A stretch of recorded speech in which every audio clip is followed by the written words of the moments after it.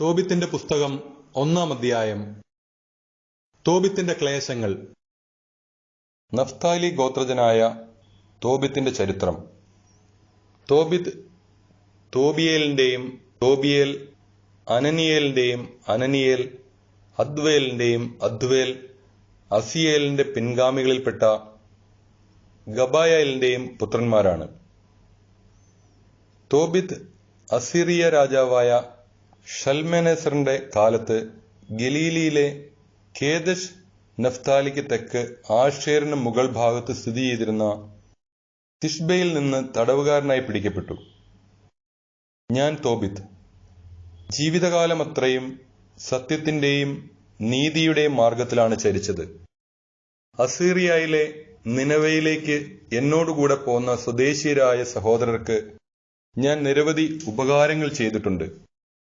സ്വദേശമായ ഇസ്രായേലിൽ ഞാൻ താമസിച്ചിരുന്ന ചെറുപ്പകാലത്ത് തന്നെ എന്റെ പൂർവ്വപിതാവായ നഫ്താലിയുടെ ഗോത്രം മുഴുവൻ ജെറുസലേം ഭവനത്തെ പരിത്യജിച്ചു.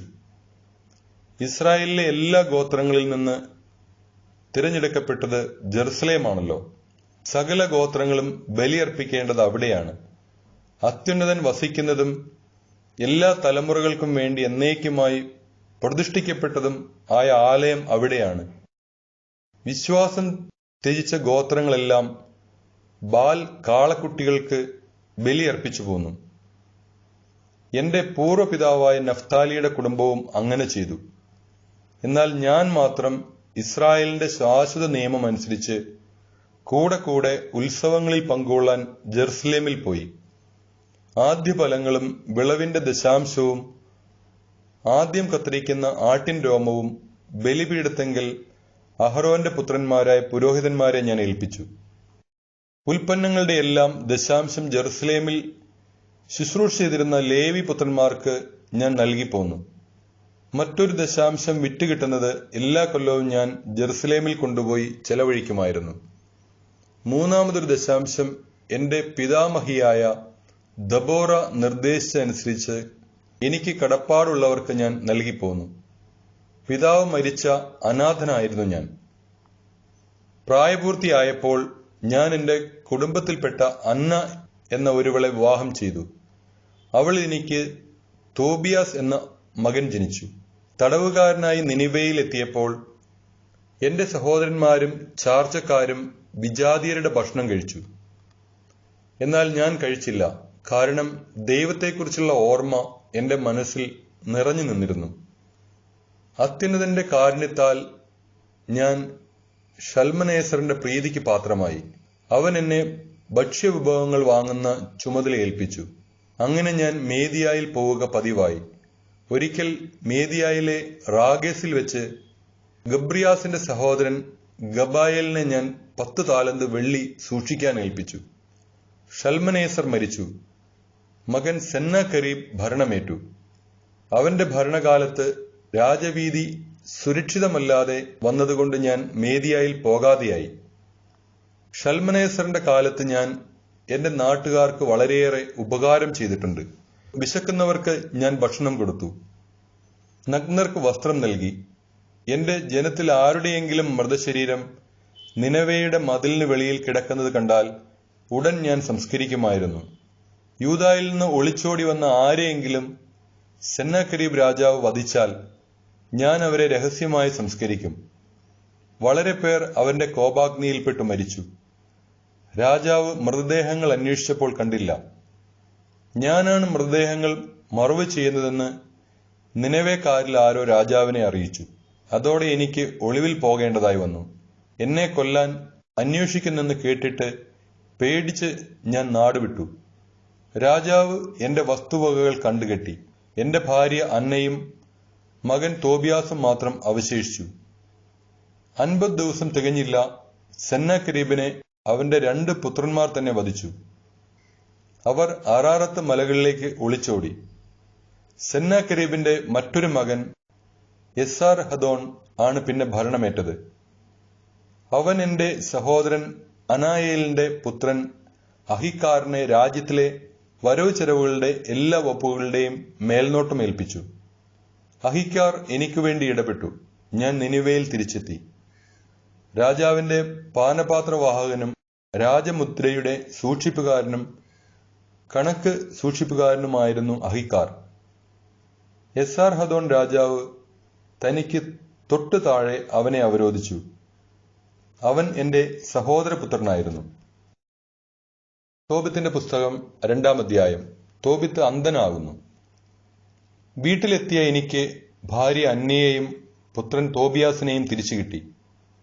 7 ആഴ്ചയുടെ ഉത്സവമായ പെന്തക്കുസ്ത തിരുനാളായിരുന്നു അന്ന്. എന്റെ ബഹുമാനത്തിനായി തയ്യാറാക്കിയ വിഭവസമൃദ്ധമായ വിരുന്നിൽ ഞാൻ ഭക്ഷണത്തിരുന്നു. ഭക്ഷണ സാധനങ്ങളുടെ സമൃദ്ധി കണ്ട് ഞാൻ മകനോട് പറഞ്ഞു, പോയി നമ്മുടെ സഹോദരിൽ നീ കാണുന്ന ദൈവവിചാരമുള്ള ദരിദ്രരെ കൊണ്ടുവരിക, ഞാൻ കാത്തിരിക്കാം. അവൻ പോയി വന്നിട്ട് പറഞ്ഞു, പിതാവേ, നമ്മുടെ ജനത്തിൽ ഒരാളെ ആരോ കഴുത്ത് ഞെരിച്ചു കൊന്ന് ഇതാ ചന്തസ്ഥലത്ത് തള്ളിയിരിക്കുന്നു. ഭക്ഷണം തൊട്ടു നോക്കുക പോലും ചെയ്യാതെ ഞാൻ അങ്ങോട്ടോടി. സൂര്യാസ്തമയം വരെ ശവശരീരം ഒരു സ്ഥലത്ത് ഭദ്രമായി സൂക്ഷിച്ചു. ഞാൻ തിരിച്ചു വന്ന് കുളിച്ച് അതീവ ദുഃഖത്തോടെ ആഹാരം കഴിച്ചു. ആമോസ് പ്രവാചകന്റെ വാക്കുകൾ ഓർമ്മയിൽ വന്നു. നിങ്ങളുടെ ഉത്സവങ്ങൾ ദുഃഖമായും നിങ്ങളുടെ ആനന്ദത്തിമിർപ്പുകൾ വിലാപമായും മാറും. ഞാൻ കരഞ്ഞു. സൂര്യാസ്തമയത്തിനു ശേഷം ഞാൻ ചെന്ന് കുഴി കുഴിച്ച് മൃതദേഹം സംസ്കരിച്ചു. അയൽക്കാർ എന്നെ പരിഹസിച്ചു പറഞ്ഞു, ഈ പ്രവൃത്തി വധശിക്ഷയ്ക്ക് കാരണമാകുമെന്ന് അവന് ഭയമില്ലല്ലോ. ഒരിക്കൽ നാടുവിട്ട് ഓടിയവനാണ്, എന്നിട്ടും ഇതാ പഴയപടി മരിച്ചവരെ സംസ്കരിക്കുന്നു. ശവസംസ്കാരം കഴിഞ്ഞ് രാത്രി തന്നെ ഞാൻ വീട്ടിലേക്ക് മടങ്ങി. അശുദ്ധനായിരുന്നതുകൊണ്ട് ഞാൻ അങ്കണത്തിന്റെ മതിലിനോട് ചേർന്ന് കിടന്നുറങ്ങി. മുഖം മൂടിയിരുന്നില്ല. എന്റെ പുറകിൽ മതിലിനുമേൽ കുരുവികൾ ഇരിക്കുന്നുണ്ടായിരുന്നു. അത് ഞാൻ അറിഞ്ഞില്ല. അന്നു രാത്രി കുരുവികളുടെ ചുടുകാഷ്ടം ഇരു കണ്ണിലും വീണ് വെളുത്ത പടലങ്ങളുണ്ടായി. പല വൈദ്യന്മാരെയും സമീപിച്ചെങ്കിലും ആർക്കും സുഖപ്പെടുത്താൻ കഴിഞ്ഞില്ല. എലിമായിസിലേക്ക് സ്ഥലം മാറിപ്പോകുന്നതുവരെ അഹിക്കാർ എന്നെ സംരക്ഷിച്ചു. ഉപജീവനത്തിനു വേണ്ടി എന്റെ ഭാര്യ അന്ന സ്ത്രീകൾക്ക് വശമായ തൊഴിലുകൾ ചെയ്തു. സാധനങ്ങൾ ഉണ്ടാക്കി ഉടമസ്ഥന്മാർക്ക് കൊടുക്കുകയായിരുന്നു അവളുടെ പതിവ്. ഒരിക്കൽ അവൾക്ക് കൂലിക്ക് പുറമെ ഒരാട്ടിൻകുട്ടിയെ കൂടി അവർ കൊടുത്തു. അവൾ വീട്ടിൽ തിരിച്ചെത്തിയപ്പോൾ ആട്ടിൻകുട്ടിയുടെ കരച്ചിൽ കേട്ട് ഞാൻ ചോദിച്ചു, ഇതിനെ എവിടെ നിന്ന് കിട്ടി? കട്ടെടുത്തതല്ലേ, ഉടമസ്ഥനെ തിരിച്ചേൽപ്പിക്കുക. കട്ടെടുത്തത് ഭക്ഷിക്കുന്നത് ശരിയല്ല. കൂലിക്ക് പുറമെ സമ്മാനമായി തന്നതാണെന്ന് അവൾ പറഞ്ഞു. പക്ഷേ എനിക്ക് വിശ്വസിക്കാൻ കഴിഞ്ഞില്ല. ആട്ടിൻകുട്ടിയെ തിരിച്ചു കൊടുക്കണമെന്ന് ഞാൻ ശഠിച്ചു. അവളുടെ ഈ പ്രവൃത്തിയിൽ ഞാൻ ലജ്ജിച്ചു. അവൾ ചോദിച്ചു, നിന്റെ ദാനധർമ്മങ്ങളും സൽപ്രവൃത്തികളും എവിടെ? എല്ലാം അറിയാമെന്നല്ലേ ഭാവം. തോബിത്തിന്റെ പുസ്തകം 3-ാം അധ്യായം. തോബിത്തിന്റെ പ്രാർത്ഥന. ഞാൻ ദുഃഖഭാരത്തോടെ കരഞ്ഞു. ഹൃദയവ്യതയോടെ ഞാൻ പ്രാർത്ഥിച്ചു. കർത്താവേ, അവിടുന്ന് നീതിമാനാണ്. അങ്ങയുടെ പ്രവൃത്തികളും അങ്ങയുടെ മാർഗങ്ങളും കാരുണ്യവും സത്യവും നിറഞ്ഞതാണ്. അങ്ങയുടെ വിധി എന്നും സത്യവും നീതിനിഷ്ഠവുമാണ്. എന്നെ ഓർക്കുകയും കാരുണ്യപൂർവ്വം കടാക്ഷിക്കുകയും ചെയ്യണമേ. എന്റെയും എന്റെ പിതാക്കന്മാരുടെയും പാപങ്ങൾക്കും ഞാൻ അറിയാതെ ചെയ്ത അപരാധങ്ങൾക്കും അങ്ങ് ശിക്ഷ നൽകരുതേ. അങ്ങയുടെ കൽപ്പനകൾ അവർ പാലിച്ചില്ല. അതിനാൽ അങ്ങ് ഞങ്ങളെ കവർച്ചയ്ക്കും അടിമത്തത്തിനും മരണത്തിനും ഏൽപ്പിച്ചു കൊടുത്തു. ഞങ്ങൾ ചിതറിപ്പാർത്ത ഇടങ്ങളിലെ ജനതകൾക്ക് ഞങ്ങൾ പരിഹാസത്തിന്റെ പര്യായമായി തീർന്നു. എന്റെയും എന്റെ പിതാക്കന്മാരുടെയും പാപങ്ങൾക്ക് അങ്ങ് നൽകിയ ശിക്ഷ ന്യായയുക്തമാണ്. കാരണം ഞങ്ങൾ അങ്ങയുടെ കൽപ്പനകൾ പാലിച്ചില്ല. ഞങ്ങൾ അങ്ങയുടെ മുൻപിൽ സത്യസന്ധരായി വർത്തിച്ചുമില്ല. ഇഷ്ടാനുസരണം എന്നോട് പ്രവർത്തിക്കുക. എന്റെ ജീവൻ തിരിച്ചെടുത്തുകൊള്ളുക. ഞാൻ മരിച്ച് മണ്ണായി തീർന്നുകൊള്ളട്ടെ. ജീവിക്കുന്നതിനേക്കാൾ ഭേദം മരിക്കുകയാണ്. മിഥ്യ അപവാദങ്ങൾക്ക് ഞാൻ ഇരയായിരിക്കുന്നു. എന്റെ ഹൃദയവ്യത ദുസ്സഹമാണ്. ഈ ദുഃഖത്തിൽ നിന്ന് മുക്തി നേടി ശാശ്വത ഭവനത്തിലേക്ക് പോകാൻ അങ്ങ് കൽപ്പിച്ചാലും അങ്ങ് എന്നിൽ നിന്ന് മുഖം തിരിക്കരുതേ. സാറ. അന്ന് തന്നെ മറ്റൊരു സംഭവമുണ്ടായി. മേദിയായിലെ എഗ്ബത്താനായിൽ റഗുവേലിന്റെ മകൾ സാറായെ അവളുടെ പിതാവിന്റെ പരിചാരികമാർ അധിക്ഷേപിച്ചു. 7 പ്രാവശ്യം വിവാഹം ചെയ്താണവൾ. എന്നാൽ അവളെ പ്രാപിക്കുന്നതിന് മുൻപ് ഓരോ ഭർത്താവും അസ്മോദേവുസ് എന്ന ദുഷ്ടപിശാചിനാൽ വധിക്കപ്പെട്ടിരുന്നു. അതിനാൽ പരിചാരികമാർ അവളോട് ചോദിച്ചു, നീ തന്നെയല്ലേ ഭർത്താക്കന്മാരെ കഴുത്ത് ഞെരിച്ചു കൊന്നത്? 7 പേരെ നിനക്ക് ലഭിച്ചു. എന്നാൽ ആരുടെയും നാമം ധരിക്കാൻ നിനക്കിടയായില്ലല്ലോ. ഞങ്ങളെ തല്ലുന്നത് എന്തിനാണ്? അവർ മരിച്ചെങ്കിൽ നീയും അവരോടൊപ്പം പോവുക. നിന്റെ മകനെയോ മകളെയോ കാണാൻ ഞങ്ങൾക്ക് ഇടവരാതിരിക്കട്ടെ. ഇതെല്ലാം കേട്ടുണ്ടായ ദുഃഖത്തിന്റെ ആധിക്യത്താൽ തൂങ്ങി മരിച്ചു കളയാമെന്ന് പോലും അവൾക്ക് തോന്നിപ്പോയി. എങ്കിലും അവൾ പുനർവിചിന്തനം ചെയ്തു, ഞാൻ എന്റെ പിതാവിന്റെ ഏക മകളാണ്. ഞാൻ ഇങ്ങനെ ചെയ്താൽ അവനത് അപമാനകരമായിരിക്കാം. വൃദ്ധനായ എന്റെ പിതാവ് വേദന കൊണ്ട് മരിക്കും. അവൾ കിളിവാതിലിന്റെ അടുത്തുനിന്ന് പ്രാർത്ഥിച്ചു, എന്റെ ദൈവമായ കർത്താവെ, അങ്ങ് വാഴ്ത്തപ്പെടട്ടെ. പരിശുദ്ധവും സംപൂജ്യവുമായ അങ്ങയുടെ നാമം എന്നെന്നും സ്തുതിക്കപ്പെടട്ടെ. എല്ലാ സൃഷ്ടികളും അവിടുത്തെ എന്നെന്നും വാഴ്ത്തട്ടെ. എന്റെ ദൃഷ്ടികളും മുഖവും അങ്ങയുടെ നേരെ തിരിഞ്ഞിരിക്കുന്നു. എന്നെ ഈ ഭൂമിയിൽ നിന്ന് മോചിപ്പിക്കണമേ. ഞാൻ ഇനി അധിക്ഷേപങ്ങൾ കേൾക്കാൻ ഇടവരാതിരിക്കട്ടെ. കർത്താവെ, ഞാൻ പുരുഷന്മാരുമായി പാപം ചെയ്തിട്ടില്ലെന്ന് അവിടുത്തേക്ക് അറിയാമല്ലോ. ഈ പ്രവാസത്തിൽ എന്റെയോ പിതാവിന്റെയോ പേരിന് ഞാൻ കളങ്കം വരുത്തിയിട്ടില്ല. പിതാവിന്റെ ഏകജാതയാണ് ഞാൻ. അവകാശിയായി അവന് വേറെ മക്കളില്ല. എനിക്ക് ഭർത്താവാകാൻ അവൻ ഉറ്റവനോ ഉറ്റവരുടെ മകനോ ഇല്ല. എന്റെ 7 ഭർത്താക്കന്മാർ മരിച്ചു. ഇനി ഞാൻ എന്തിന് ജീവിക്കണം? ഞാൻ ജീവിക്കണമെന്നാണ് അവിടുത്തെ ഹിതമെങ്കിൽ എന്നെ കാരുണ്യപൂർവ്വം കടാക്ഷിക്കണമേ. ഇനി അധിക്ഷേപങ്ങൾ കേൾക്കാൻ ഇടവരാത്ത വിധം എനിക്ക് മാന്യത നൽകണമേ. ഇരുവരുടെയും പ്രാർത്ഥന ദൈവത്തിന്റെ മഹനീയ സന്നിധിയിലെത്തി. അവർ ഇരുവർക്കും ഉപശാന്തി നൽകാൻ, തോബിത്തിന്റെ കണ്ണുകളിലെ വെളുത്ത പടലം നീക്കം ചെയ്യാനും, റഗുവേലിന്റെ പുത്രി സാറായെ തോബിത്തിന്റെ പുത്രൻ തോബിയാസിന് വധുവായി നൽകാനും, അസ്മോദേവൂസ് എന്ന ദുഷ്ടഭൂതത്തെ ബന്ധിക്കാനും റാഫായേൽ നിയുക്തനായി. സാറയെ സ്വന്തമാക്കാൻ തോബിയാസിനായിരുന്നു അവകാശം. തോബിത്ത് മടങ്ങി വന്ന് വീട്ടിലേക്ക് കയറിയതും റഗുവേലിന്റെ പുത്രി സാറ മുകളിലെ മുറിയിൽ നിന്ന് ഇറങ്ങി വന്നതും ഒരേ നിമിഷത്തിലായിരുന്നു. തോബിത്തിന്റെ പുസ്തകം 4-ാം അധ്യായം. തോബിയാസിന് നിർദ്ദേശങ്ങൾ. അന്ന് തോബിത്ത് മേദിയായിലെ റാഗേസിൽ വെച്ച് ഗബായേലിന്റെ പക്കൽ സൂക്ഷിക്കാൻ ഏൽപ്പിച്ചിരുന്ന പണത്തിന്റെ കാര്യം ഓർത്തു. അവൻ ആത്മഗതം ചെയ്തു, ഞാൻ മരണത്തിനു വേണ്ടി പ്രാർത്ഥിച്ചു. മരിക്കുന്നതിന് മുൻപ് എന്റെ മകൻ തോബിയാസിനെ വിളിച്ച് ആ പണത്തിന്റെ കാര്യം പറയാം. അവൻ മകനെ വിളിച്ചു പറഞ്ഞു, മകനെ, ഞാൻ മരിക്കുമ്പോൾ എന്നെ സംസ്കരിക്കുക. നിന്റെ അമ്മയുടെ കാര്യം ഒരിക്കലും മറക്കരുത്. ജീവിതകാലം മുഴുവൻ അവളെ ആദരിക്കണം. അമ്മയുടെ ഹിതം നോക്കണം. ഒരിക്കലും അവളെ വേദനിപ്പിക്കരുത്. മകനെ, നിന്നെ ഉദരത്തിൽ വഹിക്കുന്ന കാലത്ത് അവൾ നിനക്ക് വേണ്ടി വളരെ അപകടങ്ങളെ നേരിട്ടിട്ടുണ്ടെന്ന് ഓർക്കണം. മരിക്കുമ്പോൾ അവളെ എനിക്ക് സമീപം അതേ ശവകുടീരത്തിൽ സംസ്കരിക്കണം. മകനെ, ജീവിതകാലം മുഴുവൻ നമ്മുടെ ദൈവമായ കർത്താവിനെ ഓർക്കുക. ഒരിക്കലും പാപം ചെയ്യുകയോ അവിടുത്തെ കൽപ്പനകൾ ലംഘിക്കുകയോ അരുത്. ജീവിതകാലം മുഴുവൻ നിന്റെ പ്രവൃത്തികൾ നീതിനിഷ്ഠമായിരിക്കട്ടെ. അനീതി പ്രവർത്തിക്കരുത്. നിന്റെ പ്രവൃത്തികൾ സത്യനിഷ്ഠമായിരുന്നാൽ എല്ലാ ചെയ്തികളിലും നിനക്ക് ഐശ്വര്യം കൈവരും.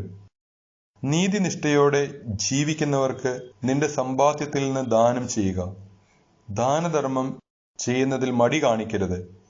പാവപ്പെട്ടവനിൽ നിന്ന് മുഖം തിരിച്ചു കളയരുത്. അപ്പോൾ ദൈവം നിന്നിൽ നിന്ന് മുഖം തിരിക്കുകയില്ല.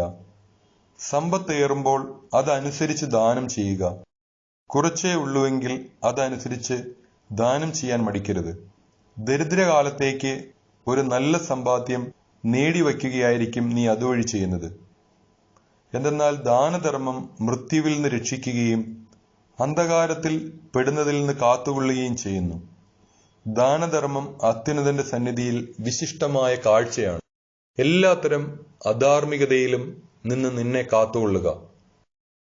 നിന്റെ പൂർവികരുടെ ഗോത്രത്തിൽ നിന്ന് മാത്രം ഭാര്യയെ സ്വീകരിക്കുക.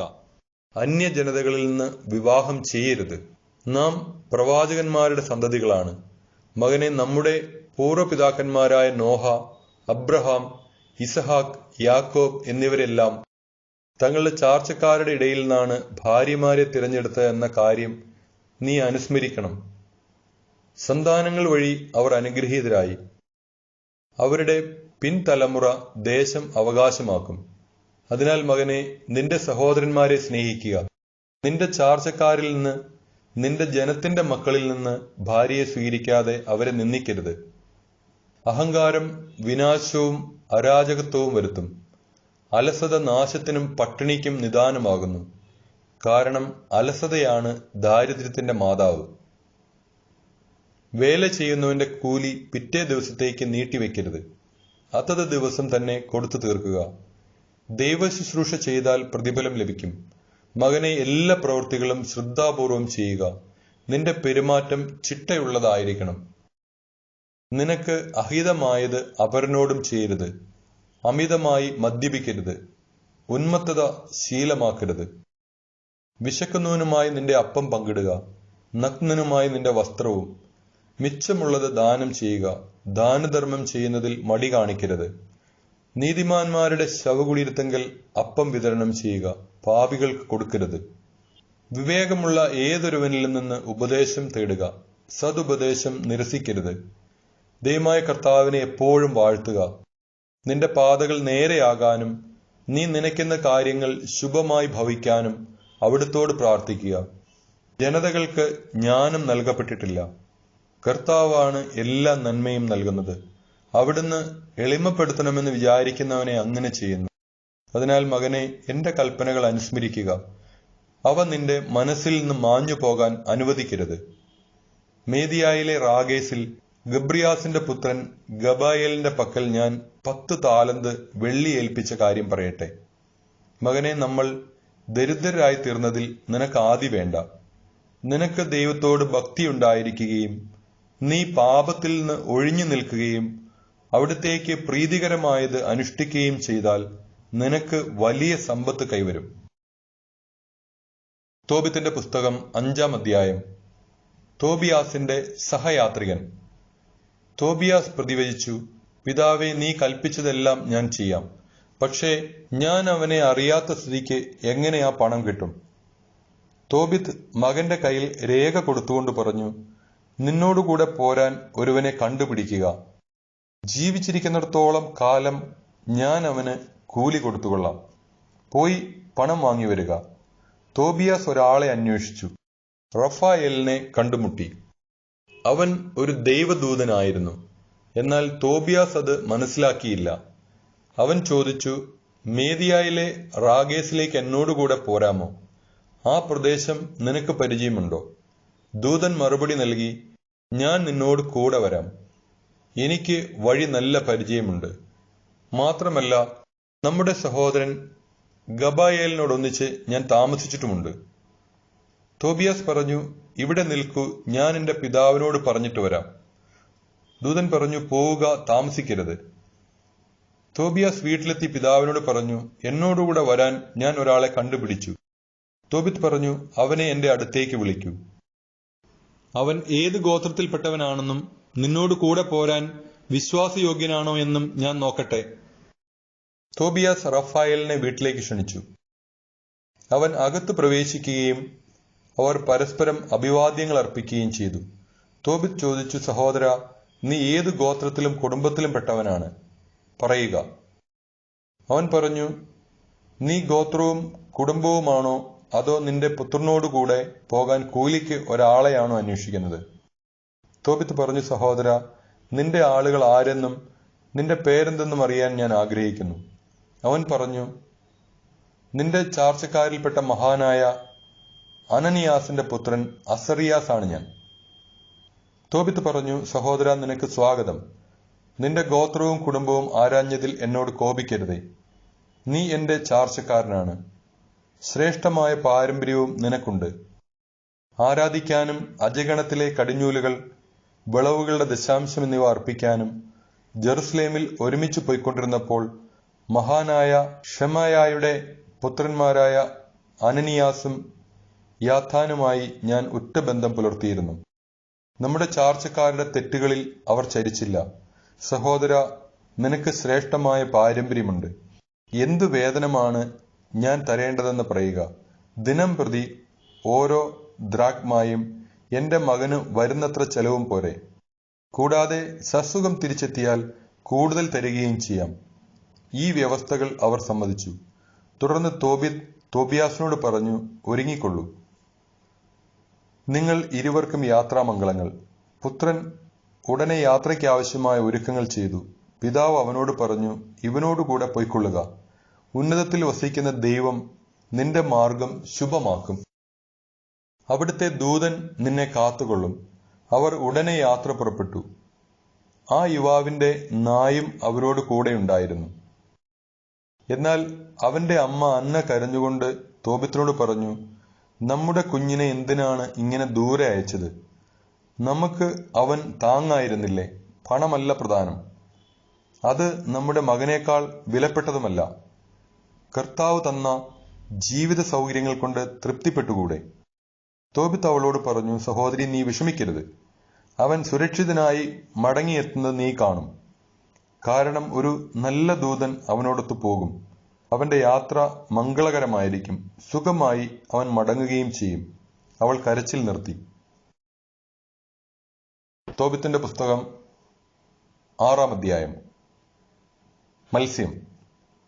അവർ യാത്ര ചെയ്ത് വൈകുന്നേരം ടൈഗ്രിസ് നദിയുടെ തീരത്തെത്തി അവിടെ താമസിച്ചു. തോബിയാസ് കുളിക്കാൻ നദിയിലിറങ്ങി. അപ്പോൾ ഒരു മത്സ്യം മുകളിലേക്ക് ചാടി. അത് അവനെ വിഴുങ്ങിക്കളയുമായിരുന്നു. മത്സ്യത്തെ പിടിക്കൂ എന്ന് ദൂതൻ വിളിച്ചു പറഞ്ഞു. അവൻ മത്സ്യത്തെ പിടിച്ച് കരയിലേക്ക് എറിഞ്ഞു.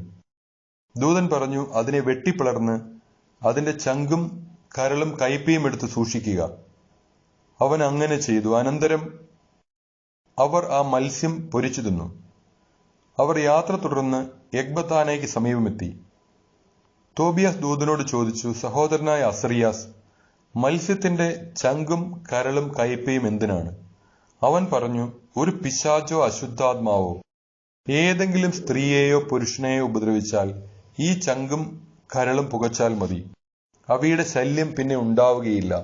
തിമിരം ബാധിച്ച കണ്ണിൽ കയ്പ പുരട്ടിയാൽ അത് മാറും. വിവാഹാലോചന. അവർ എഗ്ബത്താനയിൽ എത്താറായി. അപ്പോൾ ദൂതൻ തോബിയാസിനോട് പറഞ്ഞു, സഹോദര, ഇന്ന് നമുക്ക് റഗുവേലിനോട് കൂടെ താമസിക്കാം. അവൻ നിന്റെ ബന്ധുവാണ്. അവന് ഒരു മകളേ ഉള്ളൂ, സാറ. നീ അവളെ വിവാഹം ചെയ്യണമെന്നാണ് എന്റെ അഭിപ്രായം. അവളുടെ സ്വത്തും നിനക്ക് അവകാശപ്പെട്ടതാണ്. അവൾക്ക് അർഹനായ ബന്ധു നീ മാത്രമാണ്. അവളാണെങ്കിൽ സുന്ദരിയും വിവേകവതിയുമാണ്. ഞാൻ പറയുന്നത് കേൾക്കുക. ഞാൻ അവളുടെ പിതാവിനോട് സംസാരിക്കാം. റാഗേസിൽ നിന്ന് തിരിച്ചെത്തിയാലുടൻ വിവാഹം ആഘോഷിക്കുകയും ചെയ്യാം. മോശയുടെ നിയമമനുസരിച്ച് റഗുവേൽ നിനക്ക് മാത്രമേ അവളെ വിവാഹം ചെയ്തു തരാവൂ. അല്ലെങ്കിൽ അവൻ മരണശിക്ഷയ്ക്ക് അർഹനാകും. കാരണം മറ്റാരെയേക്കാൾ നിനക്കാണ് അവളുടെ മേൽ അവകാശം. അപ്പോൾ തോബിയാസ് ദൂതനോട് പറഞ്ഞു, സഹോദരൻ അസ്രിയാസ്, ആ പെൺകുട്ടി 7 പേരെ വിവാഹം ചെയ്തതാണെന്നും അവർ ഓരോരുത്തരും മണവറയിൽ വെച്ച് മരിച്ചെന്നും ഞാൻ കേട്ടിട്ടുണ്ട്. ഞാനാണെങ്കിൽ എന്റെ പിതാവിന്റെ ഏക മകനാണ്. മണവറയിൽ പ്രവേശിച്ചാൽ ഞാനും എന്റെ മുൻഗാമികളെ പോലെ മരിക്കുമെന്ന് ഞാൻ ഭയപ്പെടുന്നു. ഒരു പിശാച് അവളിൽ അനുരക്തനാണ്. അവളെ സമീപിക്കുന്നവരെ മാത്രമേ അത് ഉപദ്രവിക്കാറുള്ളൂ. ഞാൻ മരിക്കുമെന്നും എന്റെ മരണം മാതാപിതാക്കളെ ദുഃഖത്തിലാഴ്ത്തി കൊല്ലുമെന്നും ഞാൻ ഭയപ്പെടുന്നു. അവരെ സംസ്കരിക്കാൻ ഞാനല്ലാതെ മറ്റ് സന്താനങ്ങളില്ല. ദൂതൻ പ്രതിവചിച്ചു, നിന്റെ ജനത്തിന്റെ ഇടയിൽ തന്നെ ഭാര്യയെ സ്വീകരിക്കണമെന്ന് നിന്റെ പിതാവ് ആജ്ഞാപിച്ചുള്ളത് നീ ഓർക്കുന്നില്ലേ? സഹോദര, ഞാൻ പറയുന്നത് ശ്രദ്ധിക്കുക. ഇന്ന് രാത്രി തന്നെ അവളെ നിനക്ക് വിവാഹം ചെയ്തു തരും. പിശാചിനെപ്പറ്റി നീ പേടിക്കേണ്ട. നീ മണവറയിൽ പ്രവേശിക്കുമ്പോൾ പാത്രത്തിലെ കനലിൽ മത്സ്യത്തിന്റെ ചങ്കും കരളും ഇട്ട് പുകയ്ക്കുക. അതിന്റെ മണമേറ്റാലുടൻ പിശാച് ഓടിയകലും, പിന്നീട് ഒരിക്കലും വരികയില്ല. നീ അവളെ സമീപിക്കുമ്പോൾ നിങ്ങൾ ഇരുവരും എഴുന്നേറ്റ് നിന്ന് കാരുണ്യവാനായ ദൈവത്തെ വിളിച്ചപേക്ഷിക്കണം. അവിടുന്ന് നിങ്ങളെ രക്ഷിക്കുകയും നിങ്ങളോട് കരുണ കാണിക്കുകയും ചെയ്യും. നീ പേടിക്കേണ്ട. അനാദി മുതലേ അവൾ നിനക്കായി നിശ്ചയിക്കപ്പെട്ടവളാണ്. നീ അവളെ രക്ഷിക്കും. അവൾ നിന്നോടുകൂടെ വരികയും ചെയ്യും. നിനക്ക് അവളിൽ സന്തതികൾ ഉണ്ടാകുമെന്ന് ഞാൻ വിചാരിക്കുന്നു. തോബിയാസ് ഇത് കേട്ട് അവളിൽ അനുരുക്തനായി തീവ്ര അഭിലാഷം പൂണ്ടു. തോബിത്തിന്റെ പുസ്തകം 7-ാം അധ്യായം. തോബിയാസിന്റെ വിവാഹം. അവർ എഗ്ബത്താനയിൽ റഗുവേലിന്റെ ഭവനത്തിലെത്തി. സാറ അവരെ കണ്ട് അഭിവാദനം ചെയ്തു. അവർ പ്രത്യഭിവാദനം ചെയ്തു. അവൾ അവരെ വീട്ടിലേക്ക് കൂട്ടിക്കൊണ്ടുപോയി. റഗുവേൽ ഭാര്യ എദ്ധാനായോട് പറഞ്ഞു, ഈ യുവാവിന് എന്റെ പിതൃവ്യപുത്രൻ തോബിത്തിന്റെ നല്ല ഛായ. റഗുവേൽ അവരോട് ചോദിച്ചു, സഹോദരന്മാരെ, നിങ്ങൾ എവിടെ നിന്ന് വരുന്നു? അവൻ പറഞ്ഞു, നിനവയിൽ വിപ്രവാസികളായ നഫ്താലി വംശജരാണ് ഞങ്ങൾ.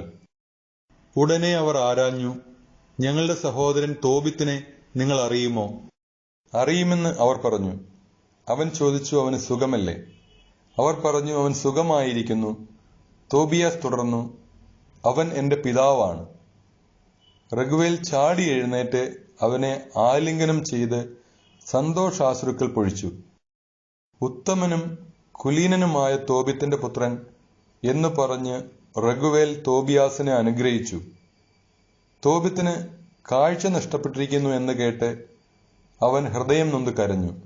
ഭാര്യ എദ്നായും പുത്രി സാറായും ഒപ്പം കരഞ്ഞു. അവർ അതീവ സ്നേഹത്തോടെ അവരെ സ്വീകരിച്ചു. ആട്ടിൻപറ്റത്തിൽ നിന്ന് ഒരു മുട്ടാടിനെ കൊന്ന് വിഭവസമൃദ്ധമായ ഭക്ഷണമുണ്ടാക്കി അവരെ സൽക്കരിച്ചു.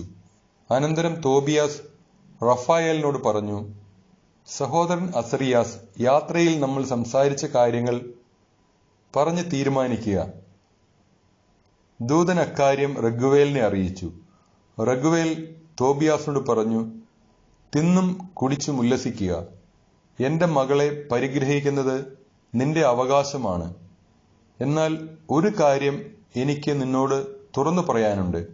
എന്റെ പുത്രിയെ ഞാൻ 7 ഭർത്താക്കന്മാർക്ക് നൽകിയതാണ്. എന്നാൽ ഓരോരുത്തരും അവളെ സമീപിച്ച രാത്രിയിൽ തന്നെ മൃതിയടഞ്ഞു. എന്നാൽ ഇപ്പോൾ നീ ആഹ്ലാദിക്കുക.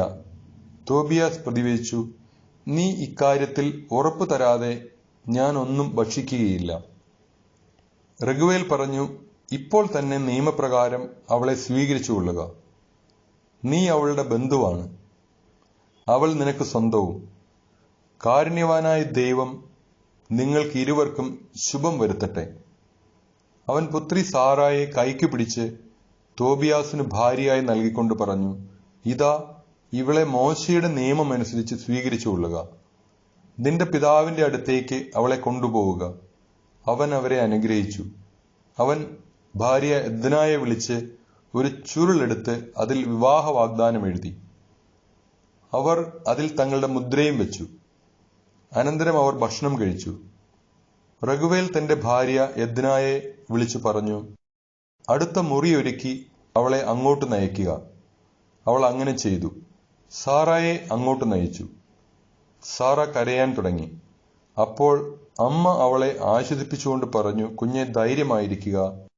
സ്വർഗത്തിന്റെയും ഭൂമിയുടെയും കർത്താവ് നിന്റെ ദുഃഖം അകറ്റി സന്തോഷമേകും. ധൈര്യം അവലംബിക്കൂ. തോബിത്തിന്റെ പുസ്തകം 8-ാം അധ്യായം. വിവാഹരാത്രി. ഭക്ഷണത്തിന് ശേഷം തോബിയാസിനെ അവർ സാറായുടെ അടുത്തേക്ക് നയിച്ചു. അവൻ റഫായേലിന്റെ വാക്കുകൾ അനുസ്മരിച്ച് ധൂപകലശത്തിലെ തീക്കനലിൽ മത്സ്യത്തിന്റെ ചങ്കും കരളുമിട്ടു പുകച്ചു. മണമേറ്റപ്പോൾ പിശാച് ഈജിപ്തിന്റെ അങ്ങേയറ്റത്തേക്ക് പലായനം ചെയ്തു. ദൂതൻ അവനെ ബന്ധിച്ചു. മണവറയിൽ അവർ തനിച്ചായപ്പോൾ തോബിയാസ് എഴുന്നേറ്റ് സാറായോട് പറഞ്ഞു, നമുക്ക് എഴുന്നേറ്റ് കർത്താവിന്റെ കാരുണ്യത്തിനായി പ്രാർത്ഥിക്കാം. തോബിയാസ് ഇങ്ങനെ പ്രാർത്ഥിച്ചു, ഞങ്ങളുടെ പിതാക്കന്മാരുടെ ദൈവമേ, അവിടുന്ന് വാഴ്ത്തപ്പെടട്ടെ. അവിടുത്തെ വിശുദ്ധവും മഹനീയവുമായ നാമം എന്നെന്നും വാഴ്ത്തപ്പെടട്ടെ. ആകാശവും അങ്ങയുടെ സകല സൃഷ്ടികളും അങ്ങയെ വാഴ്ത്തട്ടെ. അവിടുന്ന് ആദത്തെ സൃഷ്ടിച്ചു. അവന് തുണയും താങ്ങുമായി ഹവ്വായെ ഭാര്യയായി നൽകി. അവരിൽ നിന്ന് മാനവവംശം ഉത്ഭവിച്ചു. അവിടുന്ന് പറഞ്ഞു, മനുഷ്യൻ ഏകനായിരിക്കുന്ന നന്നല്ല. അവനു വേണ്ടി അവനെപ്പോലുള്ള ഒരു തുണയെ നമുക്ക് സൃഷ്ടിക്കാം. കർത്താവെ, ഞാൻ ഇവളെ സ്വീകരിക്കുന്നത് ജഡികമായ അഭിലാഷത്താലല്ല, നിഷ്കളങ്കമായ പ്രേമത്താലാണ്. അങ്ങയുടെ കാരുണ്യം എനിക്കുണ്ടാകണമേ. ഇവളോടൊത്ത് വാർദ്ധക്യത്തിലെത്തുന്നതിന് അവിടുന്ന് അനുഗ്രഹിച്ചാലും. അവൾ ആമേൻ എന്ന് ഏറ്റു പറഞ്ഞു. അവർ ഇരുവരും ഉറങ്ങാൻ കിടന്നു. എന്നാൽ അവനും മരിക്കും എന്ന് വിചാരിച്ച് റഗുവേൽ എഴുന്നേറ്റ് പോയി ഒരു ശവക്കുഴിയുണ്ടാക്കി. അതിനുശേഷം അവൻ വീട്ടിൽ വന്ന് ഭാര്യ എദ്നായോട് പറഞ്ഞു, ദാസികളിൽ ഒരാളെ അയച്ച് അവൻ ജീവിച്ചിരിക്കുന്നുവോ എന്ന് അന്വേഷിക്കുക. മരിച്ചെങ്കിൽ ആരും അറിയാതെ നമുക്കവനെ സംസ്കരിക്കാം. ദാസി ചെന്ന് നോക്കിയപ്പോൾ 2 പേരും സുഖമായി ഉറങ്ങുന്നത് കണ്ടു. അവൾ തിരികെ വന്ന് അവൻ ജീവിച്ചിരിക്കുന്നുവെന്ന് അറിയിച്ചു. അപ്പോൾ റഗുവേൽ ദൈവത്തെ സ്തുതിച്ചുകൊണ്ട് പറഞ്ഞു, ദൈവമേ, നിർമ്മലവും പരിശുദ്ധവുമായ സ്തുതികളാൽ അവിടുന്ന് വാഴ്ത്തപ്പെടട്ടെ. അവിടുത്തെ വിശുദ്ധരും സകല സൃഷ്ടികളും അവിടുത്തെ വാഴ്ത്തട്ടെ. അവിടുത്തെ ദൂതന്മാരും അവിടുത്തെ തിരഞ്ഞെടുക്കപ്പെട്ട ജനവും അങ്ങേ എന്നേക്കും വാഴ്ത്തട്ടെ. അവിടുന്ന് വാഴ്ത്തപ്പെട്ടവൻ, എന്നാൽ അവിടുന്ന് എനിക്ക് സന്തോഷമേകി. ഞാൻ ശങ്കിച്ചതുപോലെ എനിക്ക് സംഭവിച്ചില്ല. അവിടുത്തെ ആനന്ദകാരുണ്യത്തിനനുസൃതമായി അവിടുന്ന് ഞങ്ങളോട് വർത്തിച്ചു. അവിടുന്ന് വാഴ്ത്തപ്പെട്ടവൻ. ഏക സന്താനങ്ങളായ ആ 2 പേരിലും അവിടുന്ന് കരുണ വർഷിച്ചിരിക്കുന്നു. കർത്താവെ, അവരിൽ കനിയണമേ. ആരോഗ്യവും സന്തോഷവും കൃപയും നൽകി അവരുടെ ജീവിതത്തെ ധന്യമാക്കണമേ. അനന്തരം അവൻ ശവക്കുഴി മൂടിക്കളയാൻ ഭൃത്യന്മാരോട് ആജ്ഞാപിച്ചു. 14 ദിവസം നീണ്ടുനിന്ന വിവാഹ വിരുന്ന് അവൻ നടത്തി. വിരുന്ന് ദിവസങ്ങൾ കഴിയുന്നതിനു മുൻപ് വിവാഹ വിരുന്നിന്റെ 14 ദിവസവും പൂർത്തിയാകാതെ അവിടം വിട്ടുപോകരുതെന്ന് റഗുവേൽ തോബിയാസിനോട് നിർബന്ധമായി പറഞ്ഞു. അത് കഴിഞ്ഞ് തന്റെ സ്വത്തിന്റെ പകുതിയും കൊണ്ട് പിതാവിന്റെ അടുത്തേക്ക് മടങ്ങാമെന്നും തന്റെയും ഭാര്യയുടെയും മരണത്തിന് ശേഷം മറ്റേ പകുതിയും അവന് ലഭിക്കുമെന്ന് റഗുവേൽ പറഞ്ഞു. തോബിത്തിന്റെ പുസ്തകം 9-ാം അധ്യായം. പണം വാങ്ങുന്നു.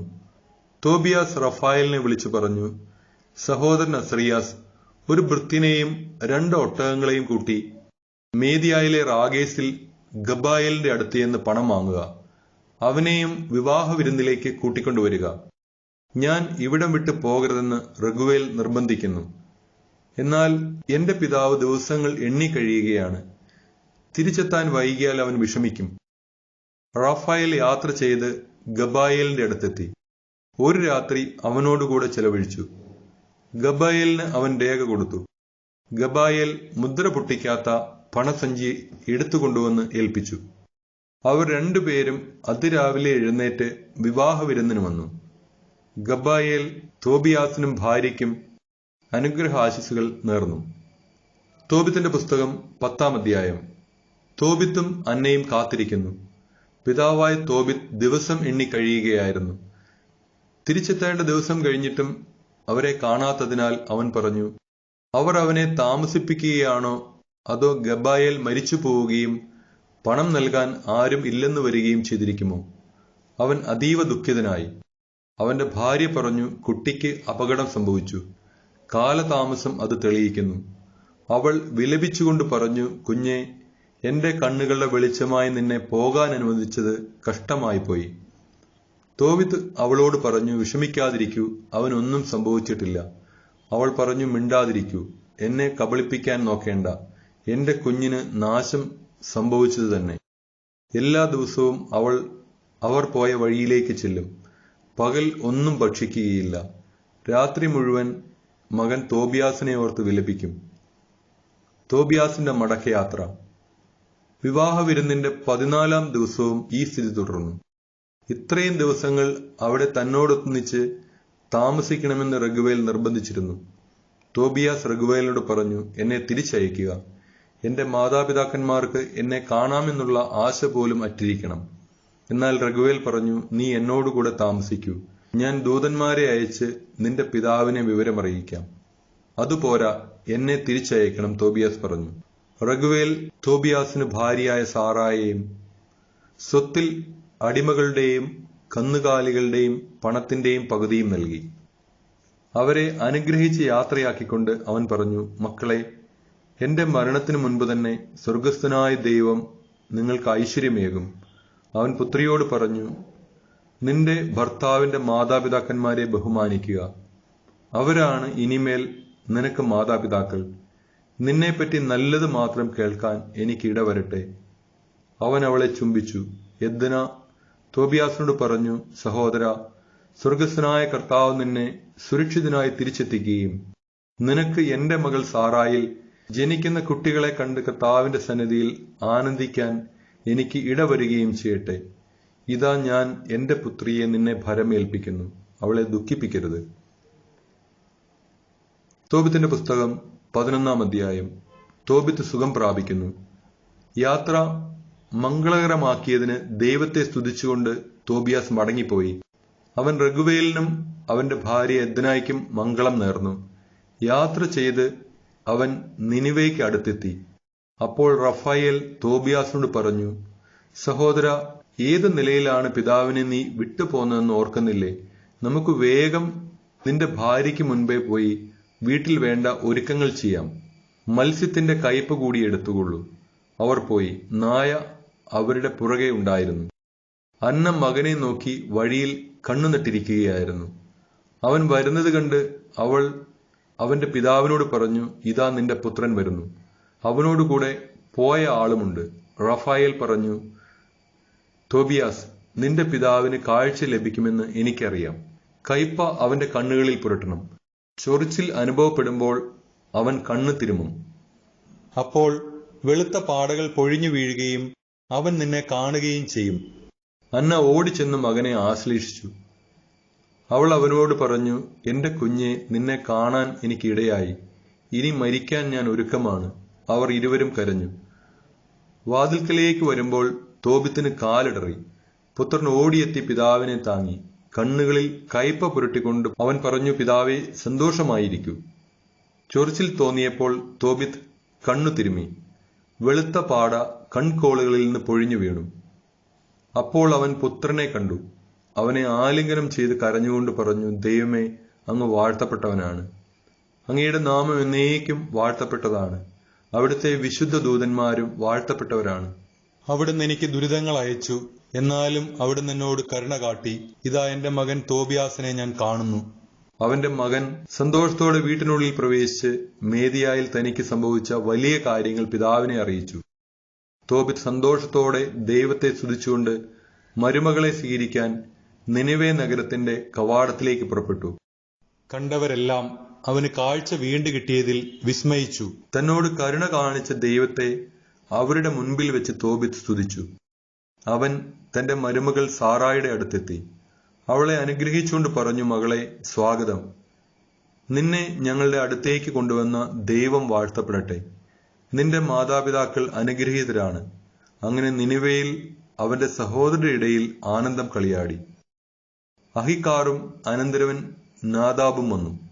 തോബിയാസിന്റെ വിവാഹം 7 ദിവസം ആർഭാടപൂർവ്വം ആഘോഷിച്ചു. തോബിത്തിന്റെ പുസ്തകം 12-ാം അധ്യായം. റാഫായേൽ തന്നെ വെളിപ്പെടുത്തുന്നു. തോബിത്ത് മകൻ തോബിയാസിനെ വിളിച്ചു പറഞ്ഞു, മകനെ, നിന്നോടൊപ്പം വന്നവന്റെ കൂലി കൊടുക്കുക. പറഞ്ഞിരുന്നതിലും കൂടുതൽ കൊടുക്കണം. അവൻ പറഞ്ഞു, പിതാവേ, ഞാൻ കൊണ്ടുവന്നതിന്റെ പകുതി കൊടുത്താലും ദോഷമില്ല. അവൻ എന്നെ സുരക്ഷിതനായി നിന്റെ അടുക്കൽ തിരിച്ചെത്തിച്ചു. എന്റെ ഭാര്യയെ സുഖപ്പെടുത്തി. എനിക്കു വേണ്ടി പണം വാങ്ങി. നിന്നെയും സുഖപ്പെടുത്തി. വൃദ്ധൻ പറഞ്ഞു, അവൻ അത് അർഹിക്കുന്നു. അവൻ ദൂതനെ വിളിച്ചു പറഞ്ഞു, നിങ്ങൾ കൊണ്ടുവന്നതിന്റെ എല്ലാം പകുതി എടുത്തുകൊള്ളുക. ദൂതൻ 2 പേരെയും രഹസ്യമായി വിളിച്ചു പറഞ്ഞു, ദൈവത്തെ സ്തുതിക്കുകയും അവിടത്തേക്ക് നന്ദി പറയുകയും ചെയ്യുവിൻ. അവിടുന്ന് നിങ്ങൾക്ക് ചെയ്ത നന്മയെ പ്രതി സകല ജീവികളുടെയും മുമ്പിൽ അവിടുത്തെ മഹത്വപ്പെടുത്തുകയും അവിടത്തേക്ക് കൃതജ്ഞത അർപ്പിക്കുകയും ചെയ്യുവിൻ. ദൈവത്തിന്റെ പ്രവൃത്തികൾ പ്രഘോഷിച്ച് അവിടുത്തെ പുകഴ്ത്തുകയും അവിടുത്തെ നാമത്തിന് മഹത്വം നൽകുകയും ചെയ്യുന്നത് ഉചിതമത്രേ. അവിടുത്തേക്ക് നന്ദി പറയാൻ അമാന്തമരുത്. രാജാവിന്റെ രഹസ്യം സൂക്ഷിക്കുന്നത് നല്ലത്. ദൈവത്തിന്റെ പ്രവൃത്തികൾ പ്രസിദ്ധമാക്കുന്നത് മഹനീയമാണ്. നന്മ ചെയ്യുക, നിനക്ക് തിന്മ ഭവിക്കുകയില്ല. ഉപവാസം, ദാനധർമ്മം, നീതി എന്നിവയോട് കൂടിയാകുമ്പോൾ പ്രാർത്ഥന നല്ലതാണ്. നീതിയോട് കൂടിയ അല്പമാണ് അനീതിയോട് കൂടിയ അധികത്തേക്കാൾ അഭികാമ്യം. സ്വർണം കൂട്ടിവെക്കുന്നതിനേക്കാൾ ദാനം ചെയ്യുന്നത് നന്ന്. ദാനധർമ്മം മരണത്തിൽ നിന്ന് രക്ഷിക്കുന്നു. അത് സകല പാപങ്ങളും തുടച്ചു നീക്കുന്നു. പരോപകാരവും നീതിയും പ്രവർത്തിക്കുന്നവർ ജീവിതത്തിന്റെ പൂർണ്ണത ആസ്വദിക്കും. പാപം ചെയ്യുന്നവൻ സ്വന്തം ജീവന്റെ ശത്രുവാണ്. ഞാൻ നിങ്ങളിൽ നിന്ന് ഒന്നും ഒളിച്ചു വെക്കുകയില്ല.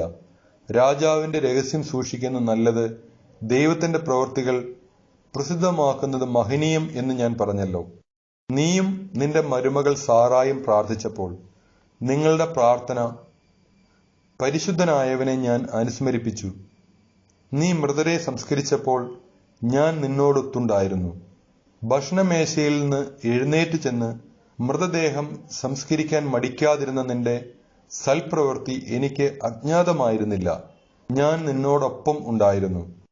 ആകയാൽ നിന്നെയും നിന്റെ മരുമകൾ സാറായെയും സുഖപ്പെടുത്താൻ ദൈവം എന്നെ അയച്ചിരിക്കുന്നു. ഞാൻ റഫായേലാണ്, വിശുദ്ധരുടെ പ്രാർത്ഥനകൾ സമർപ്പിക്കുകയും പരിശുദ്ധനായവന്റെ മഹത്വത്തിന്റെ സന്നിധിയിൽ പ്രവേശിക്കുകയും ചെയ്യുന്ന 7 വിശുദ്ധ ദൂതന്മാരിലൊരുവൻ. അവർ ഇരുവരും സംഭ്രാന്തരായി ഭയത്തോടെ അവർ കമിഴ്ന്നു വീണു. അവൻ പറഞ്ഞു, ഭയപ്പെടേണ്ട, നിങ്ങൾ സുരക്ഷിതരാണ്. എന്നേക്കും ദൈവത്തെ സ്തുതിക്കുവിൻ. എന്റെ ഔദാര്യം കൊണ്ടല്ല, നമ്മുടെ ദൈവത്തിന്റെ ഹിതമനുസരിച്ചാണ് ഞാൻ വന്നത്. അവിടുത്തെ എന്നേക്കും സ്തുതിക്കുവിൻ. ഈ നാളുകളിലെല്ലാം ഞാൻ നിങ്ങൾക്ക് നൽകിയത് ഛായാദർശനമായിരുന്നു. ഞാൻ ഭക്ഷിക്കുകയോ പാനം ചെയ്യുകയോ ചെയ്തില്ല. നിങ്ങൾ കണ്ടത് ഒരു ദർശനം മാത്രം. ദൈവത്തിന് കൃതജ്ഞതയർപ്പിക്കുക. ഞാൻ എന്നെ അയച്ചവന്റെ അടുത്തേക്ക് മടങ്ങുകയാണ്. സംഭവിച്ചതെല്ലാം എഴുതി സൂക്ഷിക്കുക. അവർ എഴുന്നേറ്റ് നിന്നു, എന്നാൽ അവനെ കണ്ടില്ല. അവർ ദൈവത്തിന്റെ മഹനീയവും അത്ഭുതാവഹവുമായ പ്രവൃത്തികളെ സ്തുതിക്കുകയും കർത്താവിന്റെ ദൂതൻ തങ്ങൾക്ക് പ്രത്യക്ഷപ്പെട്ടു എന്ന് മനസ്സിലാക്കുകയും ചെയ്തു. തോബിത്തിന്റെ പുസ്തകം 13-ാം അധ്യായം. തോബിത്തിന്റെ കീർത്തനം. തോബിത്ത് ആഹ്ലാദം തുളുമ്പുന്ന ഈ പ്രാർത്ഥന രചിച്ചു. നിത്യനായ ദൈവം വാഴ്ത്തപ്പെട്ടവൻ. അവിടുത്തെ രാജ്യം അനുഗ്രഹീതം. അവിടുന്ന് ശിക്ഷിക്കുകയും കരുണ കാണിക്കുകയും ചെയ്യുന്നു. പാതാളത്തിലേക്ക് താഴ്ത്തുകയും അവിടെ നിന്ന് വീണ്ടും ഉയർത്തുകയും ചെയ്യുന്നു. അവിടുത്തെ കരങ്ങളിൽ നിന്ന് ആരും രക്ഷപ്പെടുകയില്ല. ഇസ്രായേൽ മക്കളെ, ജനതകളുടെ മുമ്പിൽ അവിടുത്തെ ഏറ്റുപറയുവിൻ. അവിടുന്നാണ് നമ്മെ അവരുടെ ഇടയിൽ ചിതറിച്ചത്. അവരുടെ ഇടയിൽ അവിടുത്തെ മഹത്വം വിളംബരം ചെയ്യുവിൻ. സകല ജീവികളുടെയും മുമ്പിൽ അവിടുത്തെ പ്രകീർത്തിക്കുവിൻ. അവിടുന്നാണ് നമ്മുടെ ദൈവമായ കർത്താവ്. എന്നേക്കും നമ്മുടെ പിതാവും അവിടുന്ന് തന്നെ. നമ്മുടെ തിന്മകൾക്ക് അവിടുന്ന് നമ്മെ ശിക്ഷിക്കും. എന്നാൽ അവിടുന്ന് വീണ്ടും കരുണ ചൊരിയും. കർത്താവ് നിങ്ങളെ ജനതകളുടെ ഇടയിൽ ചിതറിച്ചു. അവിടുന്ന് നിങ്ങളെ ഒരുമിച്ച് കൂട്ടും. പൂർണ്ണ ഹൃദയത്തോടും പൂർണ്ണ മനസ്സോടും കൂടെ നിങ്ങൾ കർത്താവിങ്കിലേക്ക് തിരിയുകയും അവിടുത്തെ സന്നിധിയിൽ സത്യസന്ധമായി വ്യാപരിക്കുകയും ചെയ്താൽ അവിടുന്ന് നിങ്ങളെ കടാക്ഷിക്കും. നിങ്ങളിൽ നിന്ന് മുഖം മറയ്ക്കുകയില്ല. അവിടുന്ന് നിങ്ങൾക്ക് ചെയ്ത നന്മയെപ്പറ്റി ചിന്തിക്കുവിൻ. ഉച്ചത്തിൽ അവിടുത്തേക്ക് കൃതജ്ഞതയർപ്പിക്കുവിൻ. നീതിയുടെ കർത്താവിനെ സ്തുതിക്കുവിൻ. യുഗങ്ങളുടെ രാജാവിനെ പുകഴ്ത്തുവിൻ. പ്രവാസിയായി വസിക്കുന്ന നാട്ടിൽ വെച്ച് ഞാൻ അവിടുത്തെ സ്തുതിക്കുന്നു. പാപികളായ ജനതയോട് അവിടുത്തെ ശക്തിയും മഹത്വവും പ്രഘോഷിക്കുന്നു. പാപികളെ പിന്തിരിയുവിൻ. അവിടുത്തെ മുൻപിൽ നീതി പ്രവർത്തിക്കുവിൻ. അവിടുന്ന് നിങ്ങളെ സ്വീകരിക്കുകയും നിങ്ങളോട് കരുണ കാണിക്കുകയും ചെയ്യുകയില്ലെന്ന് ആരറിഞ്ഞു? ഞാൻ എന്റെ ദൈവത്തെ മഹത്വപ്പെടുത്തുന്നു. സ്വർഗത്തിന്റെ രാജാവിനെ എന്റെ ആത്മാവ് പുകഴ്ത്തുന്നു. അവിടുത്തെ പ്രാഭവത്തിൽ ഞാൻ ആനന്ദം കൊള്ളുന്നു. എല്ലാ മനുഷ്യരും അവിടുത്തെ പ്രകീർത്തിക്കട്ടെ. ജെറുസലേമിൽ അവിടുത്തേക്ക് കൃതജ്ഞതയർപ്പിക്കട്ടെ. വിശുദ്ധ നഗരമായ ജെറുസലേമേ, നിന്റെ പുത്രന്മാരുടെ പ്രവൃത്തികൾ നിമിത്തം അവിടുന്ന് നിന്നെ പീഡിപ്പിക്കും. നീതിനിഷ്ഠരായ മക്കളുടെ മേൽ അവിടുന്ന് വീണ്ടും കരുണ ചൊരിയും. കർത്താവിന് യഥായോഗ്യം കൃതജ്ഞതയർപ്പിക്കുവിൻ. യുഗങ്ങളുടെ രാജാവിനെ സ്തുതിക്കുവിൻ. അവിടുത്തെ കൂടാരം നിങ്ങൾക്ക് വേണ്ടി സന്തോഷത്തോടെ ഉയർത്തപ്പെടട്ടെ. അവിടുന്ന് നിങ്ങളുടെ പ്രവാസികൾക്ക് സന്തോഷം നൽകട്ടെ. ദുഃഖിതരുടെ മേൽ അവിടുത്തെ സ്നേഹം തലമുറകളോളം എന്നേക്കും ചൊരിയട്ടെ. ദൈവമായ കർത്താവിന്റെ നാമം വഹിക്കുന്ന ഇടത്തേക്ക് വിദൂരങ്ങളിൽ നിന്ന് അനേകം ജനതകൾ സ്വർഗത്തിന്റെ രാജാവിന് കാഴ്ചകളുമേന്തി വരും. തലമുറകൾ നിന്നെ സന്തോഷപൂർവ്വം കീർത്തിക്കും. നിന്നെ വെറുക്കുന്നവർ ശപിക്കപ്പെടട്ടെ. നിന്നെ സ്നേഹിക്കുന്നവർ എന്നേക്കും അനുഗ്രഹീതർ. നീതിനിഷ്ഠരായ മക്കളെ ഓർത്ത് സന്തോഷിക്കുവിൻ. അവരെ അവിടുന്ന് ഒരുമിച്ച് കൂട്ടും. അവർ നീതിമാന്മാരുടെ കർത്താവിനെ സ്തുതിക്കും. നിന്നെ സ്നേഹിക്കുന്നവർ എത്രയോ അനുഗ്രഹീതർ. നിന്റെ ശാന്തിയിൽ അവർ സന്തോഷിക്കും. നിന്റെ കഷ്ടതകളിൽ ദുഃഖിച്ചവർ അനുഗ്രഹീതർ. നിന്റെ മഹത്വം കണ്ട് അവർ ആനന്ദിക്കും. അവർക്ക് ശാശ്വത ആനന്ദം ലഭിക്കും. എന്റെ ആത്മാവ് ഉന്നത രാജാവായ ദൈവത്തെ പുകഴ്ത്തട്ടെ. ഇന്ദ്രനീലവും മരതകവും കൊണ്ട് ജെറുസലേം പണിയപ്പെടും. അവളുടെ മതിലുകൾ അനർഘ രത്നങ്ങൾ കൊണ്ടും ഗോപുരങ്ങളും കൊത്തളങ്ങളും തനി സ്വർണം കൊണ്ടും നിർമ്മിക്കപ്പെടും. ജെറുസലേം തെരുവീതികളിൽ ഗോമേതകവും മാണിക്യവും ഓഫീറിലെ രത്നങ്ങളും പതിക്കും. അവളുടെ പാതകളിൽ ഹല്ലേലൂയ മാറ്റുലി കൊള്ളും. നിനക്ക് ശാശ്വത മഹത്വം നൽകിയ ദൈവം വാഴ്ത്തപ്പെടട്ടെ എന്ന് പറഞ്ഞ് അവ സ്തുതികൾ അർപ്പിക്കും. തോബിത്തിന്റെ പുസ്തകം 14-ാം അധ്യായം. തോബിത്തിന്റെ അന്തിമോപദേശം. തോബിത്ത് സ്തോത്രഗീതം അവസാനിപ്പിച്ചു. 58-ാം വയസ്സിലാണ് അവന് കാഴ്ച നഷ്ടപ്പെട്ടത്. 8 വർഷം കഴിഞ്ഞ് അത് തിരിച്ചു കിട്ടി. അവൻ ദാനധർമ്മങ്ങൾ ചെയ്യുകയും ദൈവമായ കർത്താവിനെ ഭക്തിപൂർവ്വം സ്തുതിക്കുകയും ചെയ്തു. വൃദ്ധനായപ്പോൾ പുത്രനെയും പൗത്രന്മാരെയും വിളിച്ചിട്ട് പുത്രനോട് പറഞ്ഞു, മകനെ, എനിക്ക് വയസ്സായി, ജീവിതത്തോട് വിട വാങ്ങാൻ കാലമെടുത്തു. നീ മക്കളെയും കൂട്ടി മേദിയായിലേക്ക് പുറപ്പെടുക. നിനവെ നശിപ്പിക്കപ്പെടുമെന്ന് യോന പ്രവാചകൻ പറഞ്ഞത് ഞാൻ പൂർണ്ണമായി വിശ്വസിക്കുന്നു. എന്നാൽ മേദിയായിൽ കുറെ കാലം സമാധാനം നിലനിൽക്കും. നമ്മുടെ സഹോദരന്മാർ തങ്ങളുടെ നല്ല ദേശത്തിൽ നിന്ന് ഭൂമിയിൽ ചിതറിക്കപ്പെടും. ജെറുസലേം വിജനമാകും. ദേവാലയം അഗ്നിക്കിരയായി കുറെ കാലത്തേക്ക് നാശകൂമ്പാരമായി കിടക്കും. എന്നാൽ ദൈവം വീണ്ടും കരുണ തോന്നി അവരെ തങ്ങളുടെ ദേശത്തേക്ക് തിരികെ കൊണ്ടുവരും. കാല പരിപൂർത്തിയാകുന്നതുവരെ ആദ്യത്തേതുപോലെ ആവുകയില്ലെങ്കിലും അവർ ദേവാലയം വീണ്ടും പണിയും. അതിനുശേഷം അവർ പ്രവാസത്തിൽ നിന്ന് മടങ്ങിവന്ന് ജെറുസലേമിനെ മഹത്വപൂർണമായി പുതുക്കിപ്പണിയും. പ്രവാചകന്മാർ പറഞ്ഞിട്ടുള്ളതുപോലെ എല്ലാ തലമുറകൾക്കും വേണ്ടി മഹിമയാർന്ന ദേവാലയ മന്ദിരം നിർമ്മിക്കും. അപ്പോൾ സകല ജനതകളും ദൈവമായ കർത്താവിന്റെ യഥാർത്ഥ ഭക്തരാവുകയും തങ്ങളുടെ വിഗ്രഹങ്ങൾ കുഴിച്ചു മൂടുകയും ചെയ്യും. അവർ കർത്താവിനെ സ്തുതിക്കും. അവിടുത്തെ ജനം ദൈവത്തിന് കൃതജ്ഞതയർപ്പിക്കും. കർത്താവ് തന്റെ ജനത്തെ മഹത്വമണിയിക്കും. സത്യത്തിലും നീതിയിലും ദൈവമായ കർത്താവിനെ സ്നേഹിക്കുന്ന സകലരും നമ്മുടെ സഹോദരരോട് കരുണ കാണിച്ചുകൊണ്ട് സന്തോഷിക്കും. മകനെ, നിനിവെ വിട്ടു പോവുക. യോന പ്രവാചകൻ പറഞ്ഞത് തീർച്ചയായും സംഭവിക്കും. നിനക്ക് ശുഭം ഭവിക്കാൻ നിയമവും പ്രമാണങ്ങളും പാലിക്കുകയും നീതിയോടും കരുണയോടും കൂടെ വർത്തിക്കുകയും ചെയ്യുക.